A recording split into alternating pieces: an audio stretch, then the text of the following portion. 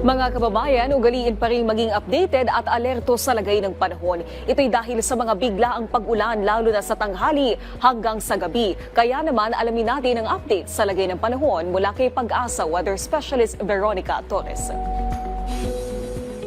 Magandang araw sa inyo, pati na rin sa ating mga taga-subaybay sa PTV4. Ngayong araw naman, naasahan natin ang shear line na magdadala ng maulap na papawirin at mga isolated na mga thunderstorm sa mainland Cagayan, Isabela, Quirino at Aurora.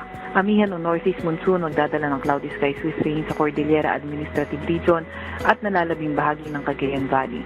Maulap na papawirin at mga kalat-kalat na pag-ulan, pagkidlat at pagkulog, naasahan sa Zamboanga Peninsula, Palawan, Basilan, Sulu, Tawi-Tawi, Eastern Visayas, Caraga, Sorsogon at Davao Oriental. Sa Ilocos Region naman ay naasahan natin mas magandang panahon kung saan may hinang pag-ulan. Sa Metro Manila naman magandang panahon rin pero may mga tsansa ng mga localized thunderstorms. So, posible sa Metro Manila ang mga tsansa ng mga localized thunderstorms tuwing tanghali hanggang gabi.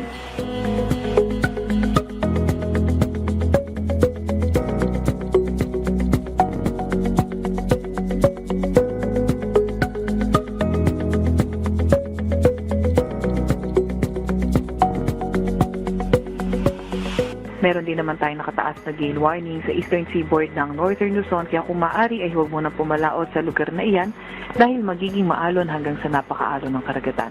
And meron din tayong nilabas na weather advisory updated kaninang 11 a.m. kung saan heavy to intense na mga pag-ulan ngayong araw hanggang bukas ng tanghali posible sa Isabela at moderate to heavy rains naman sa Cagayan, Quirino at Aurora. Wala naman tayong namomonitor na low pressure area or bagyo sa loob or malapit sa ating Philippine Area of Responsibility. Para naman sa 3-day weather outlook, kung dito sa may Metro Manila, inaasahan natin, although ngayon may mga tsansa ng mga localized thunderstorms, sa susunod na 3 araw, mga tsansa naman na mahinang pag-ulan at fair weather conditions ang ating inaasahan. Ito naman ang ating top 10 minimum temperature.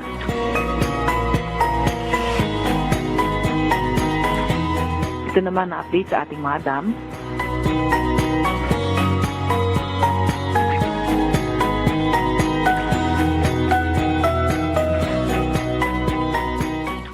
At yan nga muna ang pinakahuli sa lagay ng ating panahon mula sa Weather Forecasting Center ng Pag-asa, Veronica Torres.